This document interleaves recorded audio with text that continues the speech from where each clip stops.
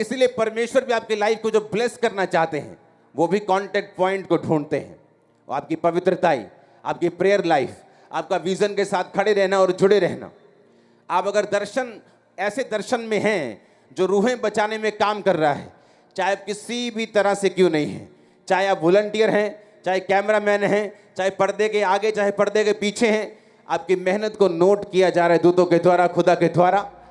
मैं आपको सच कह रहा हूं, आपका फसल दूसरों से अलग होगा और बड़ा होगा और 100 गुना होगा। आमीन ऊंचे वाला चाहिए चर्च। Hallelujah, hallelujah. और इसी काम को करने के लिए परमेश्वर ने आपको बुलाया है। इसलिए उसने कहा जाओ और सुसमाचार को सुनाओ। तुम निकलो अपने घरों से, अपने मोहल्लों में जाओ, अपने नगरों में जाओ और सुसमाचार को सुनाओ और सब लोगों को बाप बेटा पवित्र आत्मा के नाम में बैप्टाइज करो। बाइबल कहती प्रेरितों के काम में जब सब लोग एक मन होकर प्रार्थना करते थे, और जिस दिन पवित्र आत्मा उतरा उस दिन भी वो एक मन होकर प्रार्थना कर रहे थे कि परमेश्वर तेरे वचन में लिखा कि अंत के दिनों में तो अपना आत्मा सब मनुष्यों के पर उंडेलेगा, तेरे बेटे बेटियां भविष्यवाणी करेंगी, तेरे दास दासियों पर भी तो अपनी आत्मा को उंडेलेगा। वचन के बीच से जब वो प्रार्थना कर रहे थे, बाइबल कहती पवित्र आत्मा उन सब पे उतरा। फिर क्या हुआ? हर पूरी कलीसिया, खाना बनाने से लेके, प्रचार करने वाले से लेके, सफाई करने वाले से लेके, वो सुसमाचार का काम करने लगे। और इसीलिए बाइबल कहती उनमें से एक भी दरिद्र नहीं था। कोई अपनी प्रॉपर्टी अपनी नहीं समझता था।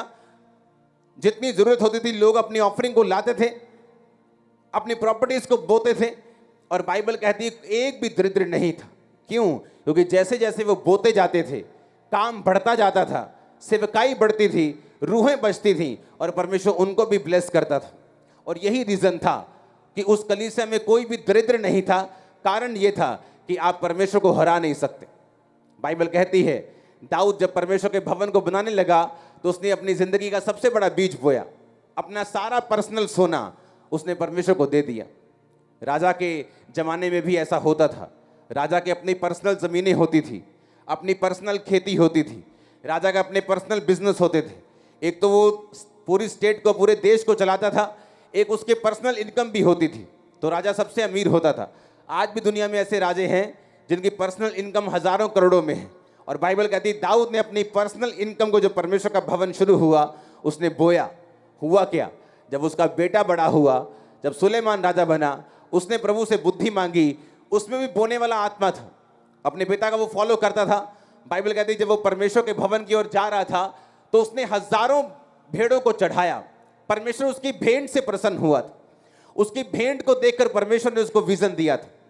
आपकी भेंट, आपका दिल का खोलना, चाहे वो पैसों के लिए हो, चाहे वो परमेश्वर के घर के लिए हो, चाहे वो सेवा में आने के लिए हो, चाहे वो खुदाबंद को टाइम देने के लिए हो, जब परमेश्वर आपके हार्ट को ओपन देखता है, वो आपको दर्शन में बात करता है, वो आपको छुटकारा देता है, वो आपको अपलिफ्ट करता है, वो आपको आगे बढ़ाता है। जो नहीं हुआ आपकी लाइफ में होता है। और वैसा ही हुआ सुलेमान की लाइफ में। रात को उसको सपना आता है, परमेश्वर बोलते तुझे क्या चाहिए? मैं तेरे कामों से खुश हूं, तुझे क्या चाहिए? उसने कहा परमेश्वर मुझे बुद्धि का वरदान दे। और परमेश्वर ने कहा मैं तुझे बुद्धि भी देता हूं, लेकिन तुझे पैसा भी इतना दूंगा, ऐश्वर्य भी इतना दूंगा, जो आज के बाद ना तो किसी को आज से पहले था ना आज के बाद होगा। बाइबल कहती है कि परमेश्वर कहता तो मुझे हरा नहीं सकता। अगर दाऊद ने बोया, सुलेमान ने उसको काटा। आपकी मेहनत आपके बच्चे काटेंगे, आप देखेंगे।